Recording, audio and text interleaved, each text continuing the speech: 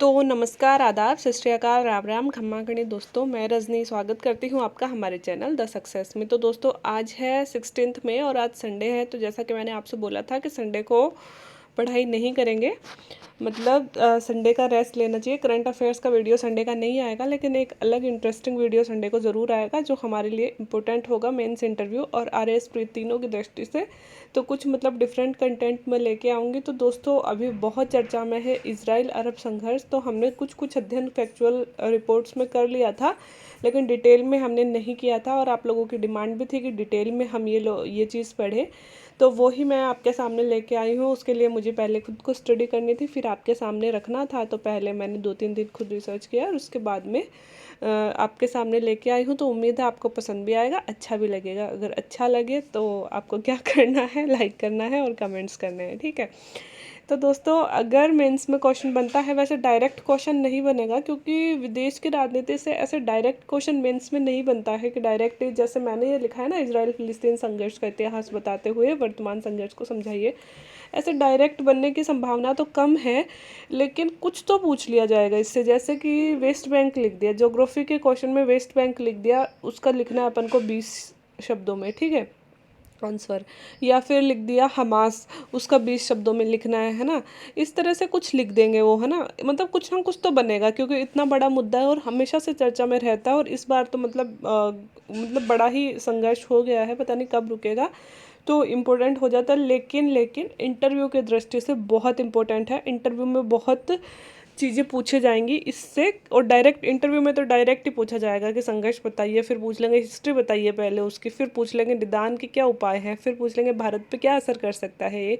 तो मैं एक दिन में इतना सब कुछ तो नहीं ला सकती थी, लेकिन मैं हिस्ट्री लेके आई हूँ और वर्तमान में क्यों लड़ाई हुई है वो लेके आई हूँ। और प्री के लिए कैसे इंपॉर्टेंट है दोस्तों, प्री के लिए जो मिडिल ईस्ट है, मध्य पूर्व है, वो हमेशा से बहुत इम्पोर्टेंट रहता है क्योंकि मध्य पूर्व में छोटे छोटे से देश हैं और उसके आसपास कौन सा समुद्र टच करता है, किसकी बाउंड्री स्थलीय है, किसकी समुद्रीय है, ये चीज़ें बहुत पूछी जाती हैं। तो मैप की दृष्टि से इम्पोर्टेंट हो जाता है प्री के लिए भी, ठीक है। तो तीनों एग्जामों के लिए इम्पोर्टेंट हो जाता है। तो हम लोग मैप भी देखते हुए चलेंगे ताकि स्थिति भी क्लियर हो जाए और जो पहले का क्या इतिहास रहा है, क्यों लड़ाइयाँ होती आई हैं हमेशा से और वर्तमान में क्यों लड़ाई हुई है, वो सारी चीज़ें यहाँ आज एक वीडियो में देखने की कोशिश करेंगे। तो शुरू करते हैं दोस्तों। इजराइल और फिलिस्तीन सबसे पहले मध्य पूर्व में आते हैं। पहले सिर्फ देखो मध्य पूर्व एशिया में आते हैं इजराइल और फिलिस्तीन, ठीक है। तो सबसे पहले हम ये देख लेते हैं कि मध्य पूर्व कौन सा है। तो दोस्तों ये जो सारे देश है इसको मध्य पूर्व के देश बोलते हैं। देखिए आप देख रहे होंगे ये सारे जितने भी अरब देश है, सबसे पहले तो देखो सऊदी अरब, यमन, ओमान, इसको बड़ा कर देती हूँ मैं, पहले ये नीचे वाले देखिए। सऊदी अरब हो गया, ये सबसे बड़ा जो है ना, ये सऊदी अरब है, ये यमन है, ये ओमान है, ठीक है। और ये है यूएई, संयुक्त अरब अमीरात, जो मैं कई बार बोलती रहती हूँ ना, यूएई। भारत के साथ अच्छे संबंध है दोस्तों यूएई के, है ना। तो ये यूएई है। ये छोटा सा है ना जो कतर है, आप लोगों को दिख रहा होगा, ये कतर है, ये बहरीन है, ठीक है। तो ये हो गए। इसके अलावा दोस्तों अगर इधर चलते हैं तो ये है इजिप्ट। इजिप्ट को हम हिंदी में बोलते हैं मिस्र, ठीक है। और ये दोस्तों इजराइल और फिलिस्तीन, ये है, ये अभी सीरिया है दोस्तों। ये मैंने गूगल से लिया था मैप, लेकिन थोड़ा सा शायद जूम करती हूँ तो क्लियर नहीं दिख रहा ना। ये देखिए ये जॉर्डन है, ठीक है, ये वाला। और ये है सीरिया, ठीक है। और ये हमारा ये जो कोना है ये है इजराइल और फिलिस्तीन। इसका मैं आपको अलग से दिखा दूंगी बड़ा मैप। तो ये ही, इस पे ही चर्चा होनी है। बस आपको अभी ये देखना है कि मिडिल ईस्ट में इजराइल और फिलिस्तीन आ कहाँ रहे हैं। तो ये इजराइल और फिलिस्तीन, ये जो ब्राउन ब्राउन वाला एरिया है ये तो है दोस्तों इजराइल, और ये जो पिंक वाला एरिया है ये है फिलिस्तीन, ठीक है। तो ये सारे देश हैं। आप लोग अपने मतलब आप सब लोगों के पास एटलस होगी, एटलस नहीं है तो जूम मतलब गूगल मैप्स खोल लीजिए और उसमें जूम करके देखिएगा एक बार, सारी ही चीज़ें देख लीजिएगा। क्योंकि ये सारी चीज़ें, ये टर्की हो गया, ये ईरान हो गया, ये सारे मिडिल ईस्ट में आते हैं, ठीक है। ये साइप्रस हो गया, सब कुछ मिडिल ईस्ट में आता है। तो कौन कौन से देश हो गए दोस्तों, देखो सऊदी अरब, यमन, ओमान, और ये जो यूएई हो गया, कतर हो गया, बहरीन हो गया, कुवैत हो गया, देखिए ये कुवैत भी है यहाँ पे, कुवैत हो गया। इसके अलावा साइप्रस, ईरान, इराक, टर्की, है ना, ये सारे, टर्की और अपना इजराइल फिलिस्तीन हो गया, साइप्रस हो गया, इजिप्ट हो गया, ये सारे मध्य एशिया में आते हैं। और इन्हीं में से अपना जो आज का टॉपिक है इजराइल और फिलिस्तीन, दोनों इसी में है। तो दोस्तों पहले वहाँ पे सिर्फ फिलिस्तीन था, पहले कोई इजराइल नहीं था। पहले वहाँ पे सिर्फ कौन सा एक देश था, फिलिस्तीन एक देश था, है ना। लेकिन जो फिलिस्तीन है दोस्तों, वहाँ पे आज का जो फिलिस्तीन है, जैसे हम कहते हैं कि आज फिलिस्तीन में कौन रहते हैं, मुस्लिम लोग रहते हैं, लेकिन ऐसा नहीं है कि पहले भी फिलिस्तीन में सिर्फ मुस्लिम ही लोग रहते थे। कुछ मात्रा में वहाँ पे जूस भी रहते थे, मतलब यहूदी भी रहते थे, ठीक है। लेकिन इजराइल अलग नहीं था, ठीक है। अब 1947 में आपको पता है द्वितीय विश्व युद्ध हुआ था, है ना। द्वितीय विश्व युद्ध में क्या हुआ था दोस्तों कि जो यहूदी लोग हैं, मतलब जूस लोग हैं, उन पे बहुत अत्याचार किए गए थे, है ना।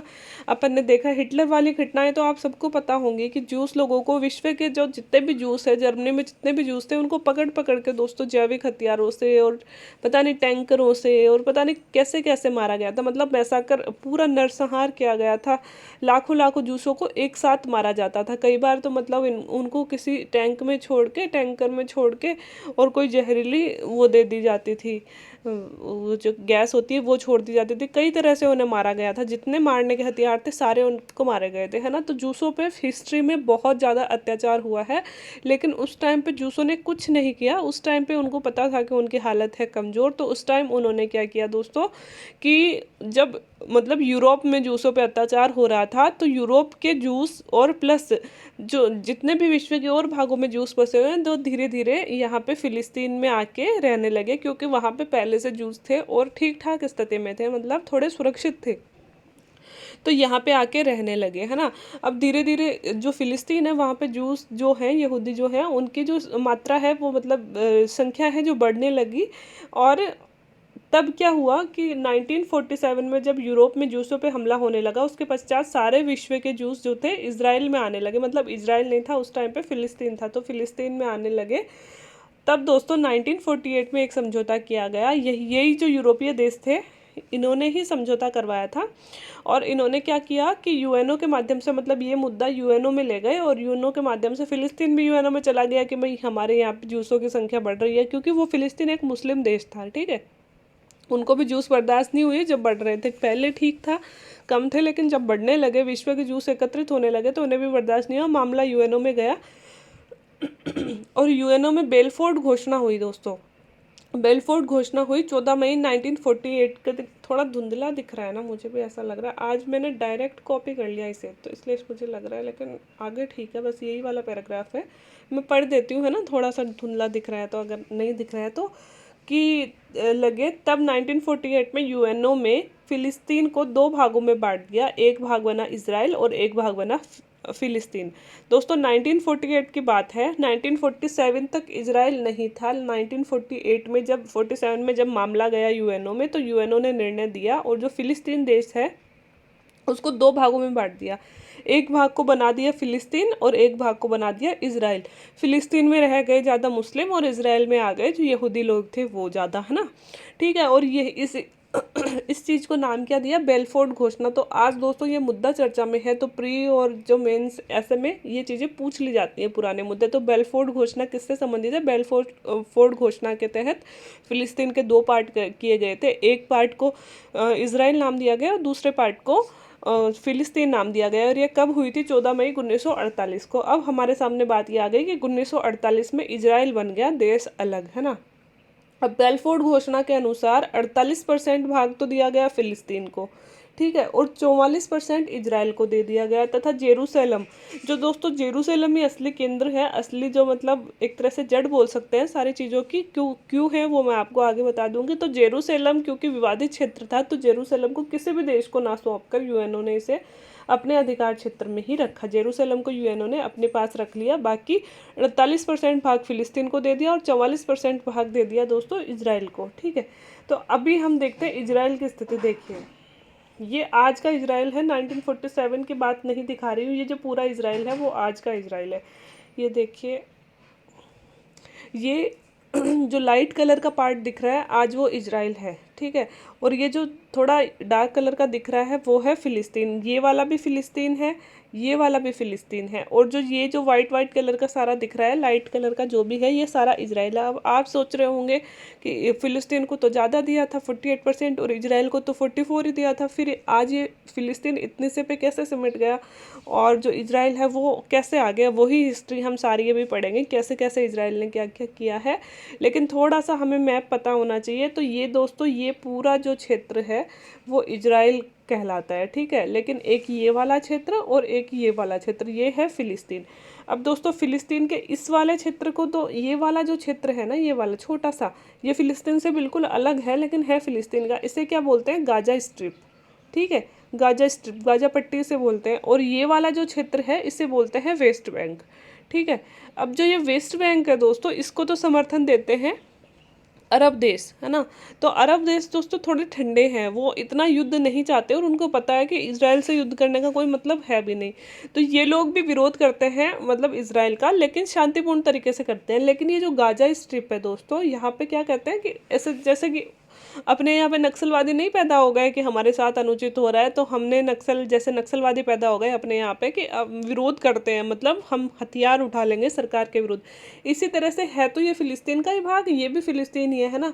लेकिन इन लोगों ने हथियार उठा लिए किसके खिलाफ? इजराइल के खिलाफ, कि हम इजराइल को ख़त्म कर देंगे। और यहाँ पे एक संगठन का निर्माण हुआ दोस्तों, जिसे कहते हैं हमास। जो आप लोग पेपर में पढ़ रहे होंगे वो है हमास। तो ये हमास आज चर्चा में है। ये कहाँ रहता है? ये रहता है दोस्तों Gaza strip, Gaza strip, Gaza पट्टी में। मतलब फिलिस्तीन का जो ये वाला एरिया है, फिलिस्तीन का जो ये वाला एरिया है, इसमें रहता है हमास। और हमास उग्रवादी तरीके से इजराइल का विरोध करता है। और जो लड़ाइयाँ हमास इजराइल की होती हैं वो इस वाले वेस्ट बैंक से कम होती है और हमेशा हमास से ही होती है। जो रॉकेट इस पे छोड़े जाते हैं वो इस हमास से ही छोड़े जाते हैं, ठीक है। तो ये आप मैप देख लीजिए दोस्तों कि ये तो देखो, ये मृत सागर है, मृत सागर दोनों के बीच में है। इधर देखो ये फिलिस्तीन में भी आ रहा है और इधर थोड़ा सा इजराइल में भी आ रहा है, ये डेड सी है ना। इधर जॉर्डन किसके टच हो रहा है दोस्तों? जॉर्डन भी दोनों के टच हो रहा है। ऊपर वाले भाग में ये फिलिस्तीन के भी हो रहा है और इधर नीचे वाले भाग में किसके हो रहा है? इसके इजराइल के भी हो रहा है। इधर इजिप्ट है दोस्तों, इजिप्ट मतलब मिस्र, मिस्र किसके टच हो रहा है? फिलिस्तीन, इजराइल के टच हो रहा है, ठीक है। ऐसे ही देख सकते हैं आप। ये जो तल अवीव है दोस्तों, इसका सबसे मुख्य शहर तल अवीव है, ये इजराइल का। ये तल अवीव यहाँ पे है समुद्र किनारे पे, ठीक है। तो ऐसी छोटी छोटी चीज़ें अगर आप देखना चाहो, ये भूमध्य सागर, ये भूमध्य सागर के सहारे ही स्थित है। तो अगर आपको कोई पूछे कि क्या फिलिस्तीन भूमध्य सागर के टच होता है, तो आप देखिए ये वाला भूमध्य सागर है, तो क्या फिलिस्तीन टच हो रहा है भूमध्य सागर के? तो आप बताइए। तो ये वाला इजराइल है, तो आपको लगेगा नहीं हो रहा क्योंकि फिलिस्तीन तो ये वाला है, लेकिन फिलिस्तीन का एक भाग ये भी तो है ना। तो फिलिस्तीन का गाजा स्ट्रिप वाला भाग जो है वो मेडिटेरियन सी के टच होता है, प्लस इजराइल तो हो ही रहा है ना। और ये दोस्तों गोलन हाइट्स है सीरिया में, है ना। ये गोलन हाइट्स में भी इजराइल अपना अधिकार जमाता रहता है और डोनाल्ड ट्रंप ने सहमति भी दे दी थी कि गोलन हाइट्स पे भी इजराइल का ही अधिकार है ना। तो दोस्तों ऐसे ही कुछ मतलब ये चीज़ें हैं। और आप जूम करके देख लेना, मैंने अपना जितना दिखाने की कोशिश की है, और भी आप जूम करके देख लेना, अलग से हाथ से मैप बना के इन्हें बना लेना एक बार, क्योंकि ये प्री में पूछे जाने वाले हैं। मिडिल ईस्ट से पहले भी कईयों बार पूछे गए हैं और इस बार चर्चा में है तो और भी पूछा जाएगा।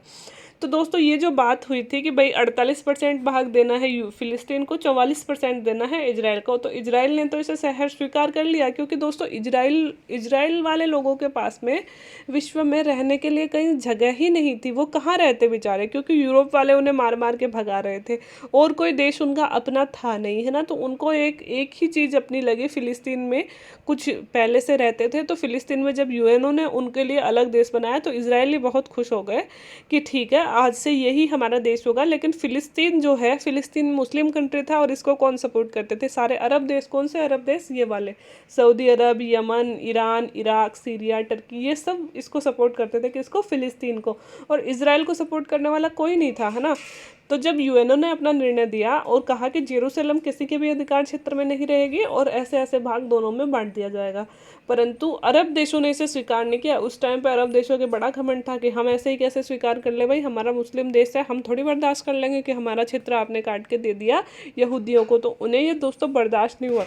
तो ये जो 6-7 देश पूरे हैं, ये जो मध्य पूर्व के 6-7 पूरे देश हैं, सऊदी अरब, यमन, ओमन, है ना, इराक, सीरिया, टर्की, इन सब ने मिलकर इजराइल पे हमला कर दिया फिलिस्तीन के साथ में मिलकर, ठीक है। लेकिन दोस्तों इजराइल ने वहाँ पे कमाल दिखा दिया और इजराइल ने हरा दिया इन देशों को। बस कहानी तब से ही शुरू होती है।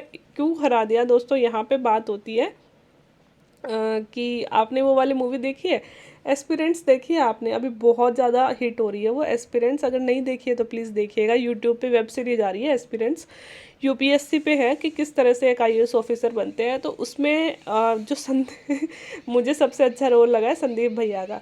तो संदीप भैया को जाके जो मेन मेन जो वो लीडर हैं, मतलब जो आईएएस बना है, उसका नाम क्या है मैं भूल गई, वो जाके पूछता है कि भैया आपके पास भी प्लान बी है क्या? क्योंकि मोस्टली लोगों का ये होता है 4 अटेम्प्ट ख़त्म हो जाते हैं और उनके पास में मतलब अदर ऑप्शन नहीं होता। कि अगर जैसे हमारे पास भी होता है ना कि जैसे भी मेरे अटेम्प्ट ख़त्म हो गए, अब मैं आरएएस नहीं बनी तो मेरे पास क्या है दूसरा? मेरे पास भी कोई नहीं था, है ना, कुछ भी नहीं था दोस्तों मेरे पास 2017 से पहले। 2017 में मैंने हार के बीएड करी थी, जब 2 बार मैं आरएएस मेंस में फेल हो चुकी थी तब।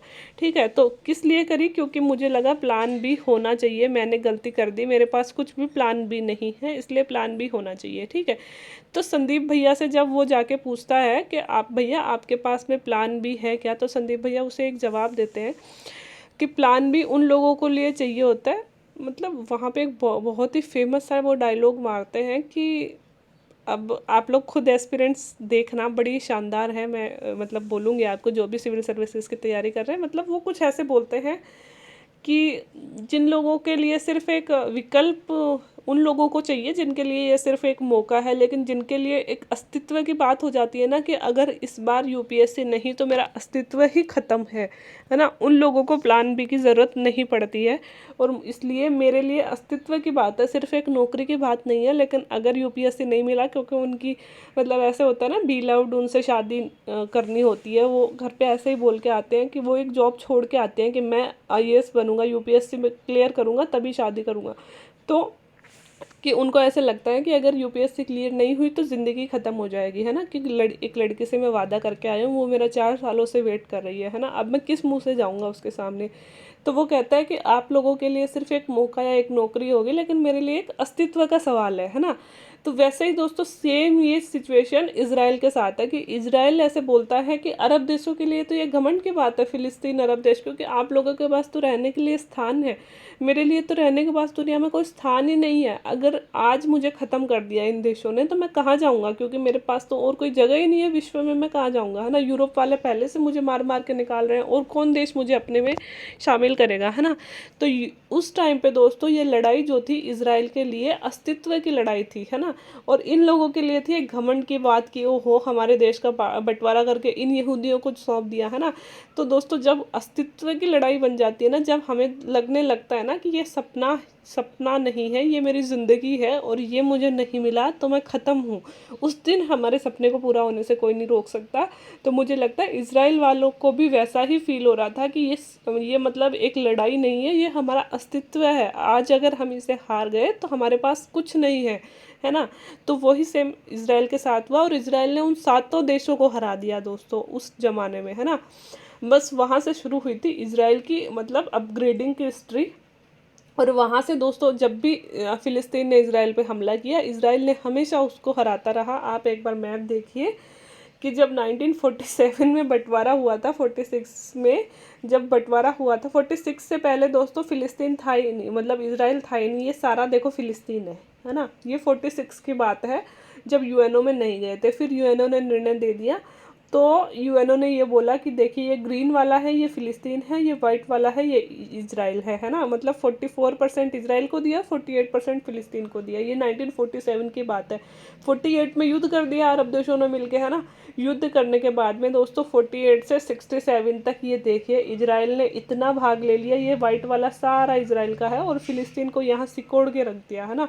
फिर 2011 में दोस्तों पुनः एक बार युद्ध हुआ था, कई बार युद्ध हो चुके हैं छोटे मोटे, लेकिन लास्ट बड़ा 2011 में हुआ था, जिसमें देखिए कि इजराइल को ख़त्म करके यहाँ तक सीमित कर दिया। सिर्फ इतना सा भाग बचा, सॉरी फ़िलिस्तीन को इतना सा भाग छोड़ा है, बाकी सारा फ़िलिस्तीन ख़त्म है। और ये सिर्फ बचा है कौन, अब इजराइल, है ना। तो जब भी फ़िलिस्तीन इजराइल से लड़ता है हमेशा मात ही खाता है, लेकिन फ़िलिस्तीन मानता नहीं है। मतलब फ़िलिस्तीन मानता है, लेकिन ये जो हमास ग्रुप है ना, ये थोड़ा सा मतलब करता है उग्रवादी कि हम मर मिटेंगे पर अपने देश को खोएंगे नहीं, लेकिन इजराइल दोस्तों अब बहुत ज़्यादा एडवांस्ड हो चुका है। इजराइल के पास इतनी सैन्य क्षमता है, इतनी मिलिट्री। हाँ, मोसाद आप लोगों ने कमेंट भी किया था, उनके जो जासूस एजेंसी है उसका नाम है मोसाद। विश्व की सबसे खतरनाक स्पाई एजेंसी है दोस्तों मोसाद। मोसाद की टक्कर कोई भी नहीं कर सकता। इजराइल की टेक्निक्स, युद्ध की जो तकनीकें होती है, आयरन डोम जो हमने सुना ही है सबने नाम, कि आयरन डोम कितनी चर्चा में, हर एक टेक्निक इजराइल की इतनी फॉरवर्ड है कि फिलिस्तीनी कहीं भी इजराइल का मुकाबला नहीं कर सकते हैं। लेकिन फिर भी फिलिस्तीन जब भी कुचरने करता है तभी हमेशा मात खाता है और अपना कुछ एरिया इजराइल को दे ही देता है लास्ट में, है ना। अभी भी यही होने वाला है, इजराइल पे कोई फ़र्क नहीं पड़ने वाला। बस ये होता है कि युद्ध में मासूम नागरिक मारे जाते हैं जो नहीं मरने चाहिए, बस इतनी सी हानि इजराइल को होती है। बाकी हमेशा फिलिस्तीनी युद्ध में हारता है ना। तो जब अरब देशों को हरा दिया, अब दोस्तों बात कर लेते हैं एक बार जेरूसलम की, कि जेरूसलम क्यों इतना मतलब चर्चा में है। तो जेरूसलम दोस्तों 3 धर्मों का पवित्र स्थान है। कौन कौन से का? क्रिश्चियंस का। क्रिश्चियन मानते हैं कि ईसा मसीह का जन्म हुआ था यहाँ जेरूसलम के पास ही। एक यहूदी जो मानते हैं, क्योंकि यहूदियों के लिए तो एकमात्र स्थल ही यही है और कुछ है ही नहीं। और मुस्लिम दोस्तों, मुस्लिमों के लिए 3 स्थल विश्व में फेमस है, एक मक्का और मदीना जिन्हें हम सब जानते हैं, और एक दोस्तों अलग सा मस्जिद भी बहुत फेमस है जो कहाँ पे है? जेरूसलम में स्थित है ना। तो क्रिश्चियन मतलब ईसाइयों का, यहूदियों का, मुस्लिमों का, तीनों का पवित्र स्थान हो गया। इजराइल ने धीरे धीरे संपूर्ण फिलिस्तीन छीन लिया है। अब केवल 12% क्षेत्र फिलिस्तीन के पास में बचा है दोस्तों। अब जो पहले 48% फिलिस्तीन था, अब सिर्फ 12% बचा है। अब फिलिस्तीन वाले रिक्वेस्ट करते हैं कि आप हमें यूएनओ ने किया वैसे ही दे दें, पर अब इजराइल बोलता अच्छा वैसे ही दे दे, तो इतने दिन क्यों हमें कुछ नहीं कर रहा था भाई? इतने दिन क्यों कभी रॉकेट गिरा रहा है, कभी क्यों कर रहा है? हमने कहा था ना कि भाई हम 44% में खुश हैं, हमें दे दो, हमें अपनी ज़िंदगी बसर के लिए कोई तो जगह चाहिए। जब तो आपके बड़ा घमंड आ रहा था, जब तो आप सब देशों ने अपनी आर्मी बनाकर हम पे हमला किया, और अब क्यों बोल रहे हो? अब थोड़ी हो सकता है, हमने इतने संघर्ष और खून पसीना बहाकर इतना जगह जीती है, अब हम नहीं छोड़ने वाले हैं। अब तुम जानो तुम्हारा काम जाने, और जब भी तुम हमसे टकराओगे हमेशा मात ही खाओगे। अब मतलब इजराइल हमेशा फिलिस्तीन को यही बोलता है। तो दोस्तों बात करते हैं अब के संघर्ष की, कि अब हुआ क्या है दोस्तों। अब दोस्तों जेरूसलम है ना, जो है ना, जिस पे यूएनओ का अधिकार है ना, जेरूसलम में एक जगह है शाहजरा। शाहजरा में दोस्तों हुआ क्या था कि शाहजरा जब विभाजन हुआ था तो दोस्तों शाहजरा जेरूसलम में थी, और शाहजरा में जो जगह थी उसको, है ना, मतलब ये जो इज़राइल के जो यहूदी हैं उन्होंने ख़रीदा था किससे? मुस्लिमों से, पैसे दे दे के, है ना। लेकिन विभाजन हो गया और जो शाहजरा और जो मतलब ये जो जेरूसलम है उसको यूएनओ ने अपने अधिकार में ले लिया, है ना। अब इज़राइल दोस्तों ताकतवर तो होता ही जा रहा है, तो इज़राइल के मन में आई कि क्यों ना मेरी शाहजरा, क्योंकि इनकी पवित्र जगह है शाहजरा, मतलब इनका कुछ है वहाँ पे। तो उन्होंने जो अभी सुप्रीम कोर्ट जो इजराइल का है उसने निर्णय दिया कि शाहजरा पर जो जितने भी अभी फिलिस्तीन कुछ बसे हुए थे 500 के आसपास करते, उनको निकालो और शाहजरा को अपने अधिकार में करना है। अब दोस्तों जो ताकतवर होता है वो मनमानी तो करने ही लगता है, ये तो हम मानते ही हैं। तो क्योंकि इजराइल ताकतवर है तो वो फिलिस्तीनियों को कुछ समझता है नहीं वैसे, है ना, तो मनमानी अच्छी खासी करता है। और इजराइल के पास में दोस्तों अमेरिका भी रहता है हमेशा, क्योंकि दोस्तों अमेरिका, ब्रिटेन, ये सब है ना, किसी का भला नहीं चाहते हैं। ये सब पता क्या चाहते हैं? ये सब चाहते हैं कि संघर्ष यूं ही चलता रहे, क्योंकि जो हथियार बेचने का काम करते हैं यही तो बेचते हैं। अमेरिका सबसे ज़्यादा हथियार बेचता है, तो वो किन को बेचता है? इन्हीं को तो बेचता है अमेरिका। इजराइल को भी बेच देता है, फिलिस्तीन को भी बेच देता है। तो अमेरिका और ब्रिटेन वगैरह सब अपना धंधा चलाते रहते हैं, अमेरिका, रसिया वगैरह, ये किसी का सगे नहीं है ना। तो दोस्तों ये शाहजरा में हुआ विवाद अभी, कि शाहजरा में क्या किया कि फिलिस्तीनियों को निकालना शुरू कर दिया इजरायलियों ने, है ना।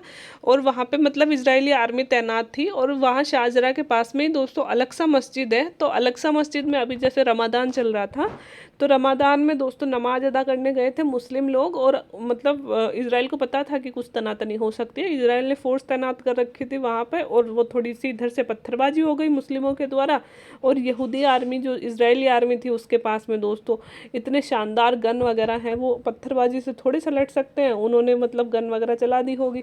तो वो जो मतलब छोटा मोटा संघर्ष था वो थोड़ा ज़्यादा बढ़ गया, है ना। अब दोस्तों इजराइल पे इस घटना के बाद थोड़ा दबाव भी आया है। क्यों आया है? एक तो जो जेरूसलम था वो यूएनओ के अधिकार में था, तो यूएनओ बोल रहा है भाई तू गया क्यों, जब तुझे मना कर रखा है कि ये हमारी भूमि है तो तू गया क्यों, है ना। दूसरा इजराइल का जाना मतलब एक तो वहाँ पे गलत हो गया। दूसरा दोस्तों इजराइल में खुद की एक प्रॉब्लम भी हो गई, कि इजराइल में दोस्तों हम इजराइल को जैसे सिर्फ यहूदियों का मानते हैं कि सिर्फ यहूदियों का है, लेकिन ऐसा नहीं है। इजराइल में लगभग 1 करोड़ के आसपास जनसंख्या है जो सिर्फ यहूदी ही नहीं है, क्योंकि हमने क्या सुना था कि जब फिलिस्तीन से ही इसराइल बनाया तो वहाँ पे जो मतलब जिस भाग को इसराइल को दिया गया था वहाँ पे कुछ मुस्लिम लोग भी रह रहे थे, मतलब जो अपने आप को अरब यहूदी बोलते हैं, है ना। तो मतलब वो लोग भी रह रहे थे, तो वो लोग वहीं रह गए। जैसा कि हमारे नहीं हुआ कि हमारे यहाँ पे मतलब पाकिस्तान कहने को, जैसे पाकिस्तान में है, पाकिस्तान कहने को मुस्लिम देश है, लेकिन पाकिस्तान में कुछ हिंदू भी रहते हैं ना, क्योंकि आज़ादी से पहले वो उधर ही रह रहे थे तो वो उधर ही रह गए, है ना। तो ऐसे ही यहाँ पे कुछ मुस्लिम भी हैं। और 1 करोड़ मान लो इसकी जनसंख्या इसराइल की, इसमें 16-17 लाख अभी भी मुस्लिम लोग वहाँ पे हैं, है ना। तो ऑफ कोर्स सी बात है दोस्तों, अगर वो रमादान के लिए आए हैं, वहाँ पे पत्थरबाजी हो गई, फिर वो तस्वीरें वायरल हो रही हैं, है ना, और फिर उधर उधर से गन वगैरह चल गई, है ना, वो तस्वीरें वायरल हो रही हैं, तो यहाँ के जो मुसलमान हैं, है ना, इसराइल के खुद के जो मुसलमान हैं, उनको बुरा तो लगेगा ना, है ना।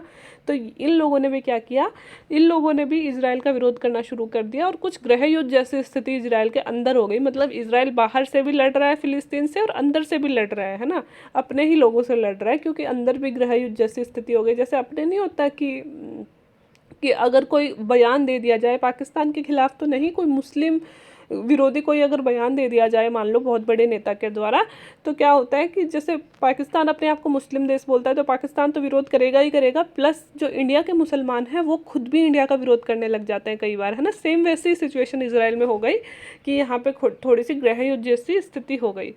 तो वर्तमान में अगर फिलिस्तीन की बात करते हैं, अब ये गृह युद्ध हुआ है, ठीक है, अंदर भी नागरिक लड़ रहे हैं, बाहर कौन लड़ रहा है। तो दोस्तों हमने जो देखा था कि फिलिस्तीन के 2 भाग है, एक है गाजा पट्टी, एक है वेस्टर्न बैंक। में आपको दिखाती हूँ, हाँ, ये वाला जो दिखाया था ना मैंने, जैसे ये वाला तो इजराइल है ना, ये वाला फिलिस्तीन है, ये वाला फिलिस्तीन है। तो ये वाला है गाजा पट्टी, ये वाला है वेस्ट बैंक। तो ये मैंने बता दिया कि वेस्ट बैंक को अरब सपोर्ट करता है, ये लोग थोड़े शांत हैं, और इसको दोस्तों ईरान सहायता करता है। ईरान जो हमने देखा था मध्य पूर्व में, देखो ये रहा ईरान, ये रहा ईरान। तो ये कहाँ से सहायता करता है दोस्तों, ये इधर से लाके इन खाड़ियों से होते हुए यहाँ से लाके इजिप्ट मतलब मिस्र इसको रास्ता देता है। मिस्र का ये सिनाई प्रायद्वीप है, इस प्रायद्वीप को हम बोलते हैं सिनाई प्रायद्वीप। इस सिनाई प्रायद्वीप से होते हुए यहाँ हथियार सप्लाई करता है। अब ये क्या कर रहा है, ईरान बहुत ज़्यादा कट्टर देश है दोस्तों, है ना, और सुन्नी मुसलमान ज़्यादा है यहाँ पे, है ना। तो ये लोग क्या करते हैं कि यहाँ से लाके इनको हथियार सप्लाई करते हैं, और हमास को इन्होंने इतना सपोर्ट किया है कि पहले सिर्फ रॉकेट देते थे, अब तो बड़े बड़े कारखाने बना दिए रॉकेट छोड़ने के, ठीक है, हमास मतलब गाजा पट्टी वाले क्षेत्र में। तो यही बात यहाँ लिखी गई है कि ये रहा, वर्तमान में फिलिस्तीन के 2 भाग है, एक तो गाजा पट्टी, एक वेस्ट बैंक। वेस्ट बैंक अरब समर्थक है, लेकिन गाजा पट्टी में ईरान का समर्थन है, जो हमास का संगठन है को सपोर्ट करता है, और ये उग्रवादी तरीके से इसराइल पे आक्रमण करते हैं। और दोस्तों कासम नाम की रॉकेट है, वो बहुत ज़्यादा छोड़ते हैं। तो दोस्तों यहाँ पे फिर हमास रॉकेट के माध्यम से इसराइल को नुकसान पहुंचाता है, और यहाँ पे फिर आयरन डोम काम आता है। अब आयरन डोम मैंने ज़्यादा इसलिए नहीं लिखा क्योंकि मैं पहले वर्षों ही आपको समझा चुकी हूँ आयरन डोम क्या था। तो दोस्तों आयरन डोम क्या होता है, फिलिस्तीन ने दोस्तों अपने जो शहरों पे है ना, एक पूरा सा ऐसे एक मतलब ये आयरन डोम जो है मिसाइल डिफेंस सिस्टम है, तो 6 मिसाइल डिफेंस सिस्टम इसने लगा रखे हैं इसराइल ने, ठीक है। तो ये किसी भी इनसे जो इधर गाजा पट्टी है, इससे जैसे ही रॉकेट आती है ना, ये अपने आप एक्टिव हो जाती है, ये वाला जो मिसाइल डिफेंस सिस्टम है, और इन रॉकेट्स को हवा में ही ख़त्म कर देता है। लेकिन ये दोस्तों 100% सक्सेसफुल नहीं है। ये कितना सक्सेसफुल है, सिर्फ 90% सक्सेसफुल है, इसलिए कुछ मिसाइल्स आ जाती है। अब ये कासम मिसाइल वैसे तो ज़्यादा, कासम जो रॉकेट है वैसे ज़्यादा बड़ी नहीं है, लेकिन ये अगर एक बिल्डिंग को भी ख़त्म करे तो दोस्तों वहाँ नुकसान तो पहुँच ही जाता है। अब इजराइल दोस्तों छोटा सा देश है, कहने को तो 1 करोड़ ही लोग हैं, लेकिन उसके पास में एरिया भी तो कितना कम है ना, तो मतलब घनत्व बहुत ज़्यादा है, मतलब छोटी सी जगह पे बहुत सारे लोग रहते हैं। इसलिए क्या होता है कि अगर कोई मिसाइल आ गई, मतलब कि जैसे कि हमने पढ़ा था लगभग 1800 के आसपास मिसाइलें इन्होंने लॉन्च कर दी हमास ने, और उनमें से 200-250 गिर पाई हैं, है ना। तो 200-250 में से भी दोस्तों बहुत सारे जो मासूम नागरिक है, जनता है, छोटे छोटे बच्चे हैं, महिलाएं। हमने एक तो पढ़ा था कि अपने ही देश की केरल की एक महिला है जो वहाँ पे परिवार है वहाँ रह रहा था, उसकी भी मौत हो गई है ना। तो वो सारा भयानक नुकसान हो जाता है कि जो मासूम नागरिक है, वैसे तो इसराइल को कोई फर्क नहीं पड़ता इन सारी चीज़ों से, फिलिस्तीन को तो वो आराम से सलट लेगा, लेकिन क्या होता है कि जब मासूम नागरिक मतलब आहत होते हैं ना, तो उससे फिर एक देश को बड़ा नुकसान होता है, मतलब दिल दुखता है लोगों का। यहाँ पे दोस्तों ये जो अब्राहम अकॉर्ड है, ये प्रभावित हो सकता है। अब्राहम अकॉर्ड किसने किया था, डोनाल्ड ट्रंप ने किया था दोस्तों। तो ट्रंप ने अपनी ज़िंदगी में एक ही काम सही किया, और सही भी क्या किया, दिखावे के लिए किया। जाते जाते उसने कि भाई आप क्या करके गए, हिंसाएं फैला के गए, तो इसने इन्होंने ये अकॉर्ड करवाया। तो ये अकॉर्ड था दोस्तों इसराइल प्लस जो अरब देश है, सऊदी अरब मेन था इसमें, है ना, सऊदी अरब के साथ में, कि ये जो मुस्लिम देश हैं जैसे पाकिस्तान हो गया, अरब हो गए, है ना, अरब देश सारे हो गए, ईरान हो गए, ये क्या करते हैं, इसराइल को मान्यता नहीं देते एक देश के रूप में, ये अस्तित्व ही स्वीकार नहीं करते इसराइल का, ठीक है। तो इस अकॉर्ड के द्वारा सऊदी अरब प्लस एक दो देश और थे, यमन और यही था ओमान, है ना, इन्होंने इसराइल को एक देश के रूप में स्वीकार किया था, बिकॉज इसराइल एक उभरता हुआ देश है, एक ताकतवर देश है। अब सब लोग चाहते हैं फिलिस्तीन का कितने एक दिन तक साथ देंगे, है ना, तो सब लोग चाहते हैं कि मतलब एक ताकतवर देश के साथ संबंध बनाया जाए, तो इन्होंने इसके साथ अब्राहम अकॉर्ड किया था और इसका अस्तित्व स्वीकार किया था। तो ट्रंप ने कहा था कि मैंने मध्य पूर्व में शांति बनाने की कोशिश की और इतना बड़ा समझौता करवाया है। अभी 3-4 देशों ने अस्तित्व स्वीकार किया, धीरे धीरे सारे देश, अरब देश इसका अस्तित्व स्वीकार करेंगे और शांति आ जाएगी मध्य पूर्व में। लेकिन दोस्तों अब ये जो है अकॉर्ड ये ख़त्म होता हुआ दिख रहा है, बिकॉज धर्म पे जो बात आती है तो आपको पता है कि जो मुस्लिम वाले धर्म है या फिर कोई भी धर्म हो, है ना, सब थोड़े कट्टर होते हैं अपने धर्म के मामले में। तो अब लगता है कि ये समझौता कमज़ोर हो जाएगा। जो अरब देश वगैरह जो इसराइल के साथ हुए थे, तो इसराइल की इस हरकत से हो सकता है वो कमज़ोर हो जाए, ठीक है। अगर अब्राहम अकॉर्ड आपने पढ़ा नहीं है तो मैं पढ़ा दूंगी अगर आप लोग कमेंट करोगे तो, क्योंकि अब्राहम अकॉर्ड भी इस वजह से बहुत चर्चा में आ गया है।